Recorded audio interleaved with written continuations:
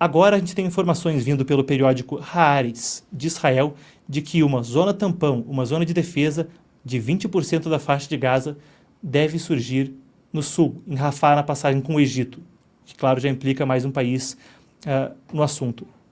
Enquanto isso, 50% da faixa já estaria sob ocupação, segundo oficiais israelenses, e a ofensiva segue adiante. O objetivo? Libertar os reféns que continuam em cativeiro. São 59, 24 dos quais estão já falecidos. A gente vai passar na sequência pelos detalhes, o que se sabe até agora e como deve se configurar o futuro de Gaza. Militarmente, quais objetivos ainda são prioritários para Israel e o que isso significa para o futuro de uma região que, bem, no meu tempo de vida, algumas poucas décadas aí, para quem é mais velho, creio que também foi assim, enfrenta crise atrás de crise, muita instabilidade, a gente passa pela situação no momento. Vamos lá então, a gente começa pelo seguinte, trazendo os detalhes da ocupação territorial. Vocês vão ver um mapa a meu lado para a gente começar o segmento, como tantas vezes eu gosto de começar com mapas quando a gente fala de países e regiões mais distantes do nosso convívio.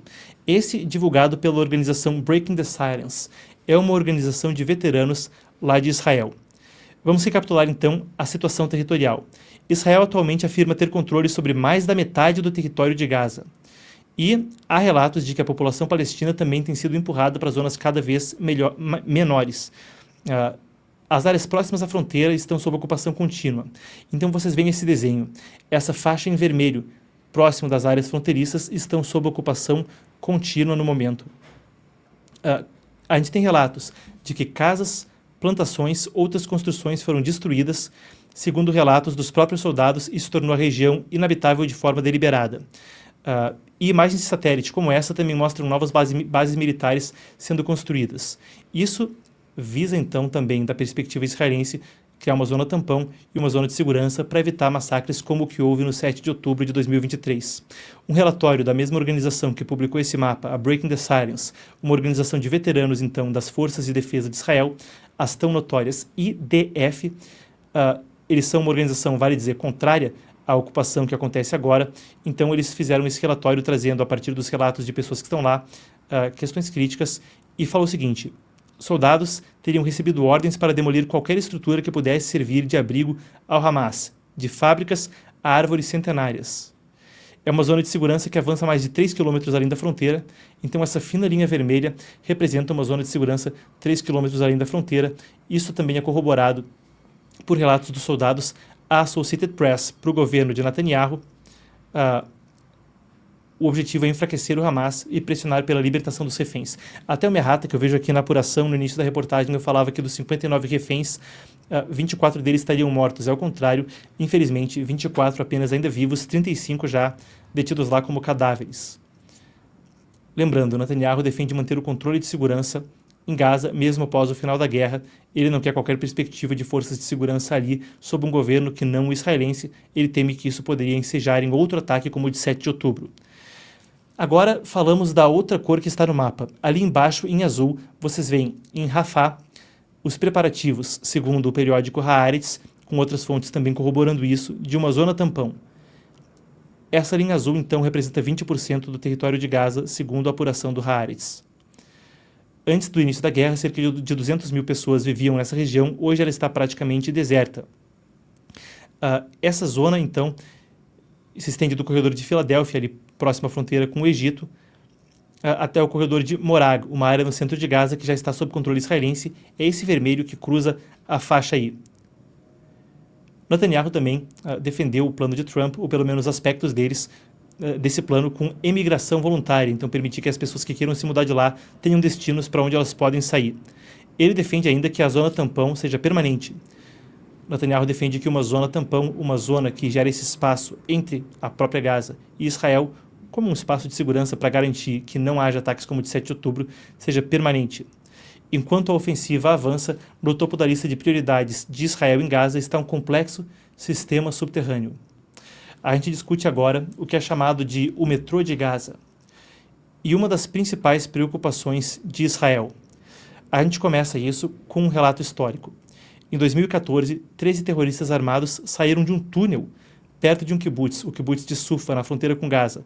Eles foram neutralizados e abatidos. Poucos dias depois, 2 grupos de militantes terroristas vestidos com uniformes das próprias forças de defesa de Israel tentaram entrar no país através de túneis perto de outro kibbutz, o kibbutz de Nir Am. Isso ilustra do que se tratam esses túneis e a forma como o Hamas utiliza túneis, passando por debaixo da terra, para operações contra Israel. Agora, a gente tem o seguinte que circula em reportagens dos últimos dias. 75% desses túneis não foram destruídos em meio ao conflito. 75% dos túneis, 3 em cada 4, seguem ainda de pé. E quando a gente descreve histórias como essas, vocês podem entender como isso pode ser uma preocupação de segurança para Israel. A informação agora, isso foi revelado ao canal 12, é um dos canais de notícias de Israel por fontes de segurança, 75% dos túneis estariam ainda em pé, apenas um quarto deles tendo sido destruído. Isso, como vocês imaginam, mantém uma fronteira porosa, uma fronteira fácil de transpor e pode permitir o fluxo de armas, por exemplo, para o Hamas no futuro. Isso leva Israel também a se recusar a abandonar certas posições. Os túneis são uma parte profunda dessa discussão. As imagens que vocês estão vendo ao meu lado são uma compilação que a nossa produção reuniu. Elas foram divulgadas pelas próprias forças de defesa de Israel e são imagens, então, ou das próprias forças de defesa ou imagens divulgadas pelas forças de defesa de Israel que elas alegam serem do Hamas. Então, como vocês veem ali embaixo, o que está escrito em inglês é imagens do Hamas recuperadas pela inteligência, pelo serviço de inteligência das IDF, as forças de defesa de Israel.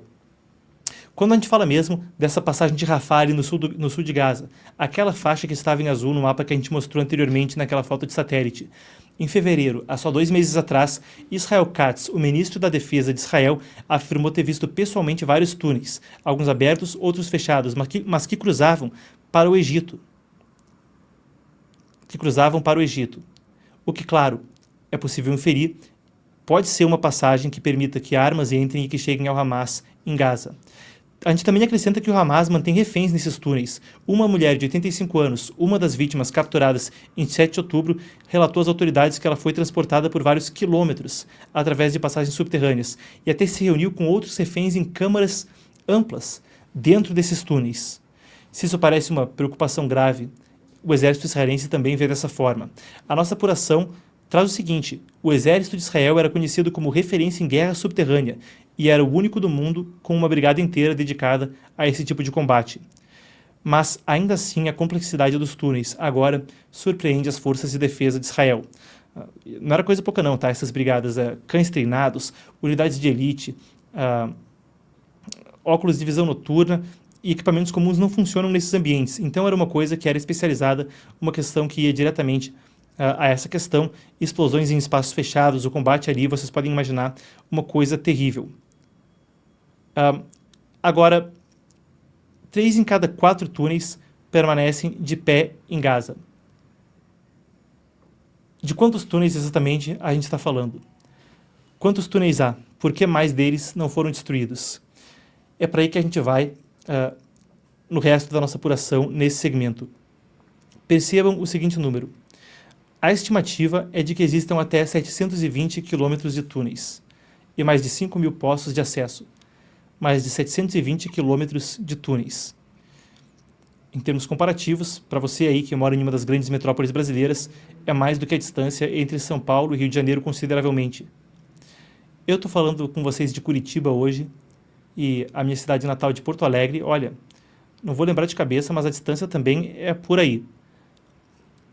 Imaginem essa quantidade de túneis, passando por um território tão pequeno. De fato, há mérito em dizer que é uma espécie de metrô de Gaza, como essa rede é apelidada. E elas podem estar até 60 metros de profundidade. Essa vasta rede começou a ser conduzida há mais de 15 anos.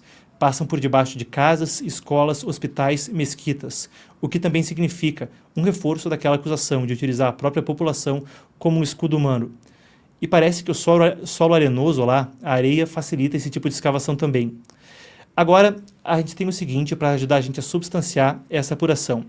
O que vocês vão ver agora a meu lado foi publicado no Modern War Institute, Instituto de Guerra Moderna.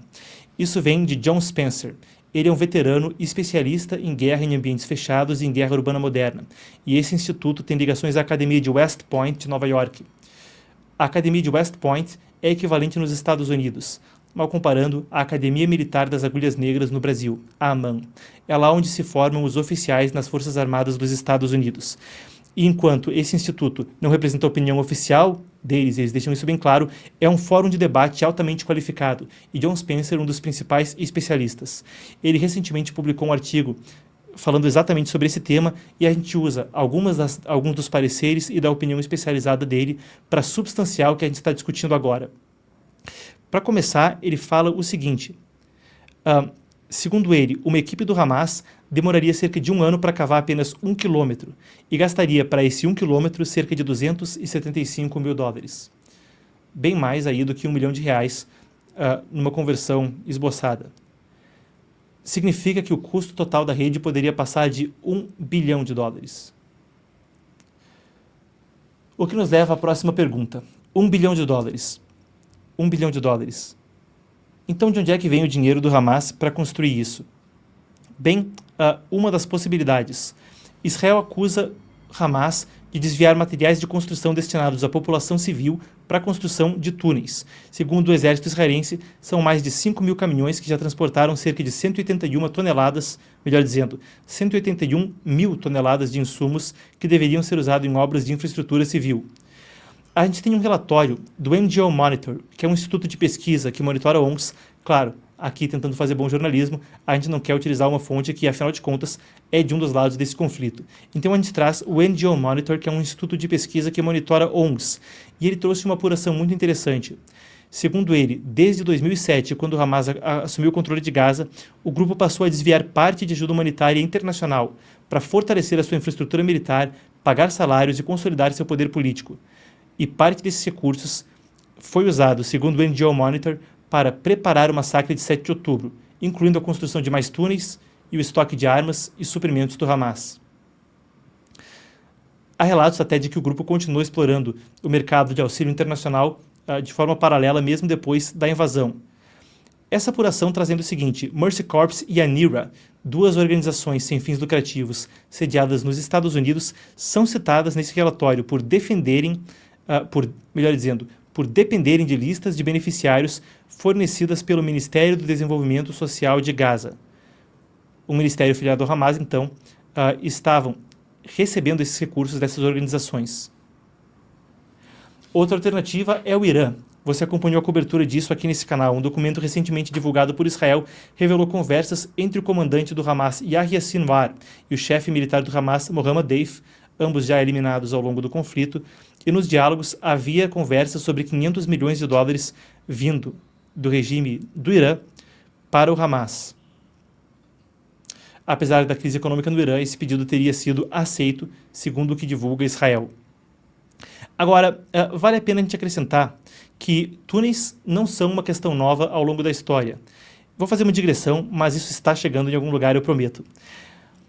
Quem acompanha a história militar sabe que, por exemplo, no Vietnã, os Vietcongs, os comunistas vietnamitas, empregaram essa técnica com túneis subterrâneos que permitiram a eles, em uma guerra de guerrilha, derrotar mesmo os Estados Unidos.